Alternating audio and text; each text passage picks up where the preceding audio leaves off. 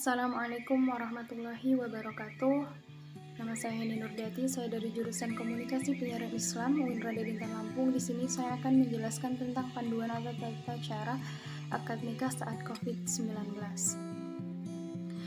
Secara garis besar ada dua cara yang dibuat pemerintah untuk mencegah penyebaran COVID-19 saat acara akad nikah. Yang pertama ada di KUA, di mana yang pertama itu pembatasan untuk orang yang hadir dalam resepsi dari kedua belah pihak mempelai itu maksimal 10 orang. Kemudian yang kedua, wajib mencuci tangan, yaitu menggunakan sabun atau hand sanitizer.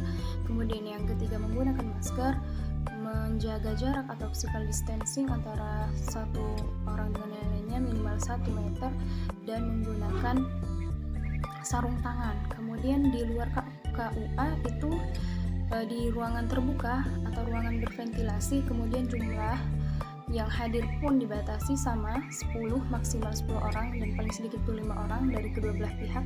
Yang kedua itu wajib mencuci tangan menggunakan sabun dan hand sanitizer, menggunakan masker, serta menggunakan sarung tangan dan physical distancing, di mana harus menjaga jarak setiap orang di tempat resepsi tersebut. Nah, di sini apakah akad nikah itu kan biasanya selalu identik dengan berjabat tangan saat ijab kabul.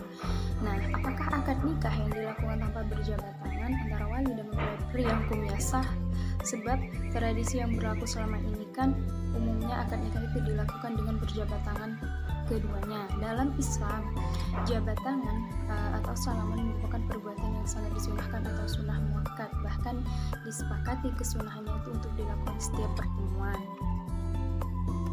Kemudian di sini ada pertanyaan seperti ini. Namun kalau misalnya yang dipertanyakan adalah apakah akad nikah yang dilakukan tanpa berjabat tangan yang dilakukan antara wali dan mempelai pria hukumnya sah, maka jawabannya adalah tetap sah. Sebab jabat tangan antara keduanya tidak termasuk dari rukun dan syarat nikah yang menjadi standar keabsahan akad nikah. Di sini ada 5 rukun nikah dalam Islam, yaitu fasolun fi arkan nikah wa ghariha. Arkanuhu khamsatun: zaujun wa zaujatun waliyun wa syahidani wa sigah wa surrita fiha, ay fi sigah ma surrita fi sigah al-ba'i wa tadmarra bayanuhu wa minhu adamu taqlid wa ta'qib. Jadi pasal tentang rukun nikah dan selainnya, rukun nikah itu ada 5. Yang pertama calon suami, kemudian yang kedua istri, yang ketiga wali nikah, kemudian yang keempat ada 2 saksi dan sigoh. Dalam sigoh nikah disyaratkan hal-hal yang disyaratkan dalam sigoh. Kemudian mengapa berjabat tangan menjadi tradisi yang sangat erat dalam melaksanakan akad nikah sehingga umumnya orang sampai mengasumsikan sebagaimana bagian dari syarat rukunnya. Jadi bisa jadi hal itu karena sir ilahi atas masyuriyah bersalaman. Di sini ada ayat Al-Quran yang menjelaskan wa ammal musafahatu wa huwal akhzu biyadi wa huwa kal bai'ati li anna min syara'idil Islam akhuwatu. Qala Allah Ta'ala innamal mu'minun ikhwatun, Quran surah Al-Hujurat ayat 10. Kemudian dilanjutkan dengan firman Allah wa qala wal mu'minuna wal mu'minati ba'dukum awliya'u ba'd. At-Taubah ayat 71. Sa'atafallahu ta'ala fima bainahumul akhuwatu wal wilayatu wa iza lakiyahu fasafahahu ka'annahu yubayi'uhu ala hataini khoslataini fa fi kulli maratin yalqa yujaddidul bai'athu fa yajuddidullahu ta'ala lahu masawa. Adapun musafalah yaitu berjabat tangan, maka posisinya seperti bai'at. Sebab di antara syarat Islam adalah persaudaraan. Allah Subhanahu wa taala berfirman, niscaya orang-orang beriman itu bersaudara. Quran surah Al-Hujurat ayat 10. Allah juga berfirman, orang-orang mukmin laki-laki dan orang mukmin perempuan sebagai mereka menjadi penolong sebagian yang lain. Quran surah At-Taubah ayat 71. Allah mengisyaratkan persaudaraan dan saling menolong.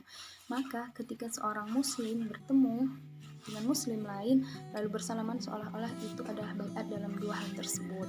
Maka dalam setiap kali bertemu ia memperbaiki baiatnya dan Allah Ta'ala memberi pahala baru kepada mereka berdua. Nah, bila disepakati bahwa berjabat tangan merupakan simbol baiat, maka bukanlah akad nikah yang mempertemukan dua insan, juga merupakan baiat kecil yang menjadi bagian dari upaya melanjutkan kehidupan manusia di dunia dan memerlukan kesepakatan antara dua pihak yang terlibat bersama. Disinilah jabat tangan menjadi simbol keseriusan dalam baiat akad pernikahan. Walhasil, berjabat tangan antara wali dan calon suami bukan merupakan syarat atau rukun akad nikah yang menentukan keabsahannya.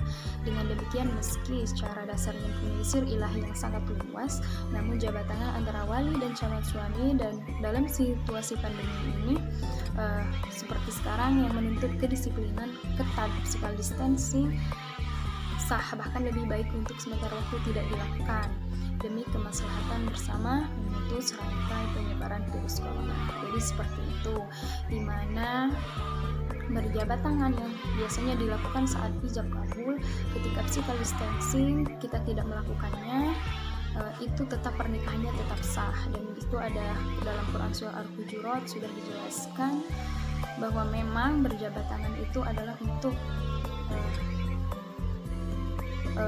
penolong bersaudara. Jadi berjabat tangan itu merupakan simbol baiat, sebenarnya bukan keabsahan untuk sah atau tidaknya suatu pernikahan ketika akad nikah. Oke, saya kira cukup, semoga bermanfaat. Saya akhiri, wassalamualaikum warahmatullahi wabarakatuh.